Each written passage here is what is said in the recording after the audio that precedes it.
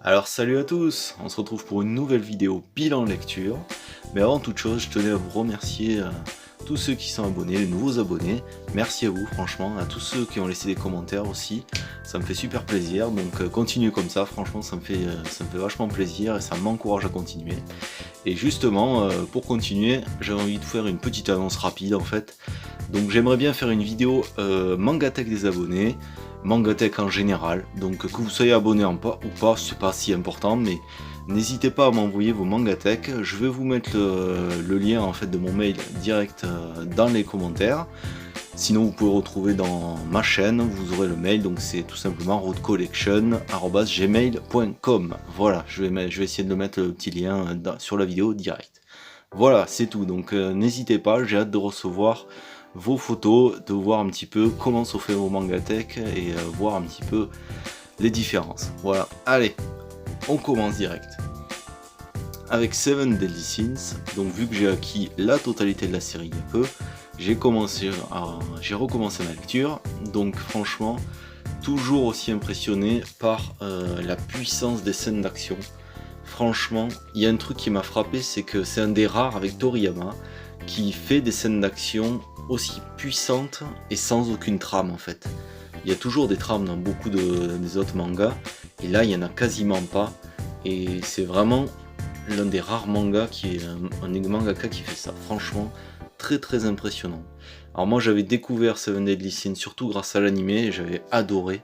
J'étais pas très chaud au début, et puis c'est l'animé qui m'avait vraiment permis de faire décoller un petit peu tout ça.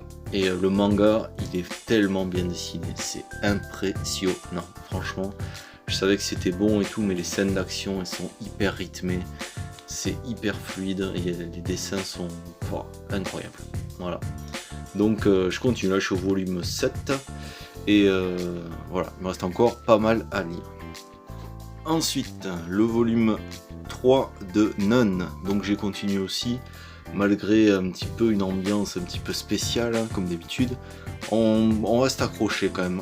Les nouveaux personnages, donc notamment le personnage de Setch qui va se révéler dans ce tome, il est assez incroyable, assez malaisant encore une fois on va dire, mais intriguant. Franchement on reste dans l'intrigue, on veut savoir ce qui va se passer. Il y a aussi encore un autre enfant d'Hitler qui apparaît, donc une femme, et franchement encore une fois une belle surprise.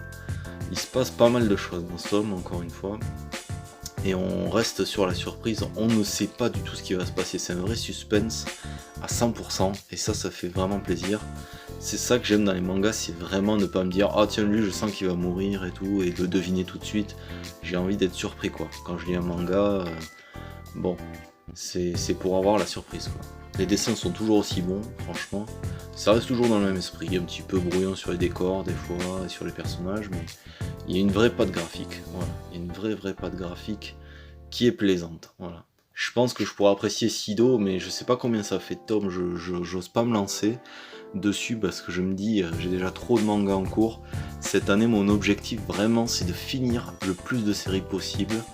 Voilà, j'aimerais bien finir les Reines d'Égypte par exemple, je pense que ça va se terminer cette année. J'aimerais bien terminer les Pluto. Pluto qui est une série qui est terminée déjà, donc j'aimerais bien terminer, ce serait sympa.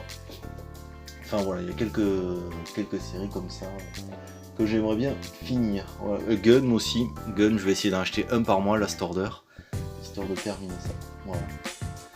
Ensuite, on retrouve Bakemonogatari. Alors là, j'ai lu les tomes 4 et 5.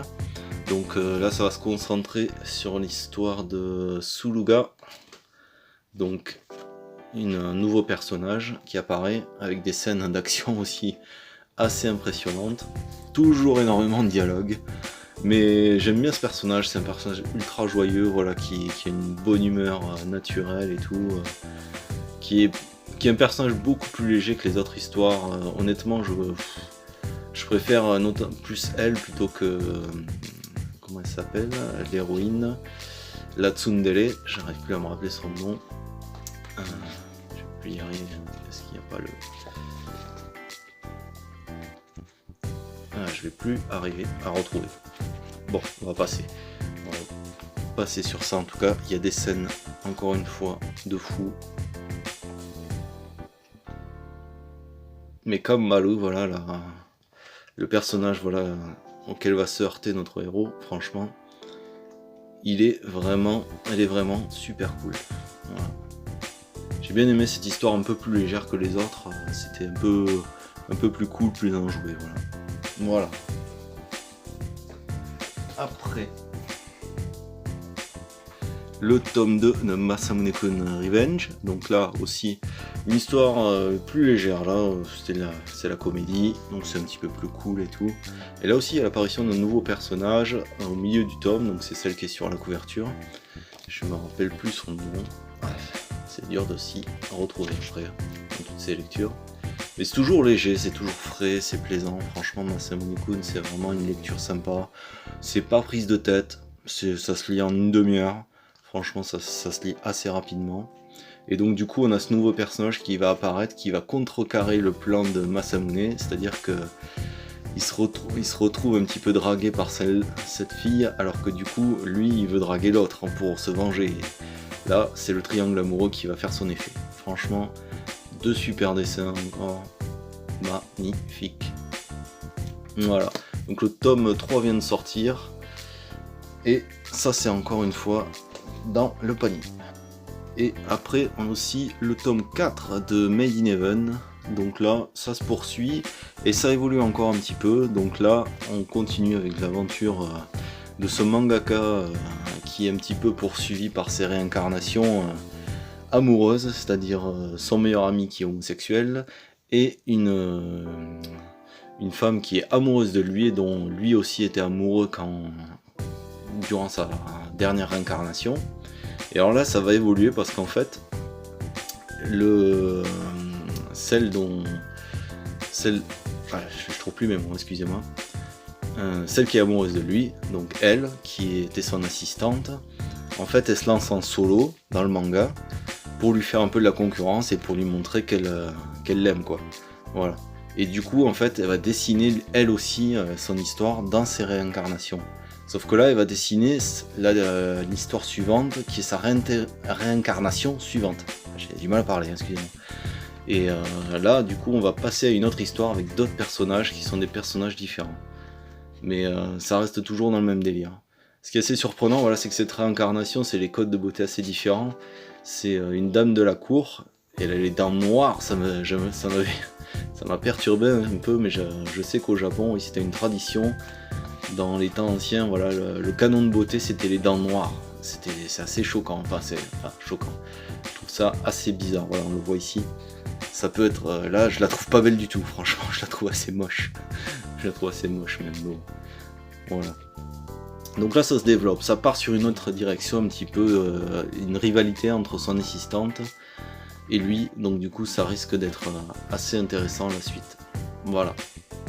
Et j'ai lu également le bateau de Thésée, le 2 et le 3. Donc ouais, je vais peut-être pas feuilleter le 3, ça va trop spoiler. Mais en tout cas, ça progresse bien. Là aussi, ça devient très intéressant. Donc pour rappel, c'est un jeune homme en fait, dont le père est un assassin présumé, et qui est poursuivi toute sa vie. On va dire tout le monde se méfie de lui, tout le monde le traite de tous les noms parce que son père est soi-disant un assassin, ce qui n'a jamais été prouvé au final, mais quand même il a été condamné. Et du coup, il va se retrouver dans le passé, à l'époque avant le présumé crime de son père. Donc du coup, il va essayer de changer le passé. Alors le premier tome, c'était un petit tome d'introduction. Et là, en fait, il commence, on va dire, à s'introduire de plus en plus dans la timeline, c'est-à-dire qu'il va de plus en plus s'impliquer, c'est-à-dire que vu qu'il est professeur dans les années 2000 et quelques, là il se retrouve dans les années 1980, il me semble, et du coup, il va devenir prof lui-même dans l'époque de ses parents quand il était même pas né en fait. Enfin, quand il était à peine né quoi.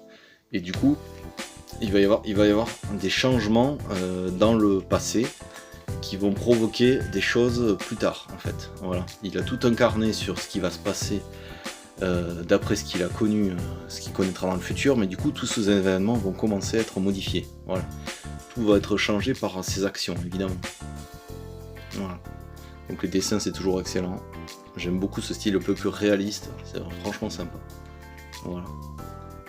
Il va commencer à apprendre un peu plus son père, à apprendre un peu plus de son père aussi, c'est aussi pour ça qu'il est un peu là, mais aussi pour savoir la vérité. Voilà. Donc très très bon, là je me suis procuré le tome 4 aussi. Donc je vous le conseille fortement. Et on termine avec ma lecture d'action Last Order, Gun Last Order, le tome 4, qui va se concentrer pas mal sur ce personnage-là, un personnage un peu mystérieux, c'est une sorte de vampire guerrière, c'est assez étonnant un petit peu. Dans Gun, on va dire que tout touche un peu à tout, la mythologie, la technologie, c'est un petit peu un mélange, un bon gros mélange.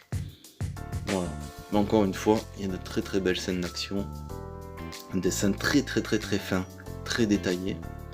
Alors à la fin, souvent dans les Last Order nouvelle édition, cette édition double donc, en fait ce qui est sympa c'est qu'il y a de temps en temps, il y a les one-shots de l'auteur de ses débuts, et ces histoires vraiment qui changent complètement. Bon déjà on voit le style qui est très différent, hein. C'est beaucoup plus vieux, c'est moins détaillé, mais on reconnaît tout de suite la patte de l'auteur.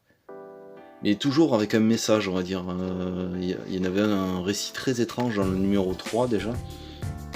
Dans le 3 en fait, il y avait une histoire sur un homme qui voulait devenir comme la mer, ou quelque chose comme ça, qui voulait devenir une espèce d'entité de la mer, et il se faisait charcuter en fait pour devenir... Non, c'est pour devenir un robot, pardon.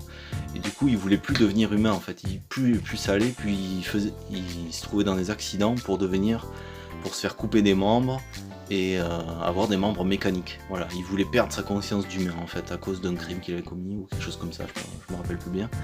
Et c'était vraiment, voilà, il y avait un message profond sur quelqu'un qui supportait plus sa nature et qui se mutilait lui-même pour changer de nature lui-même. Voilà.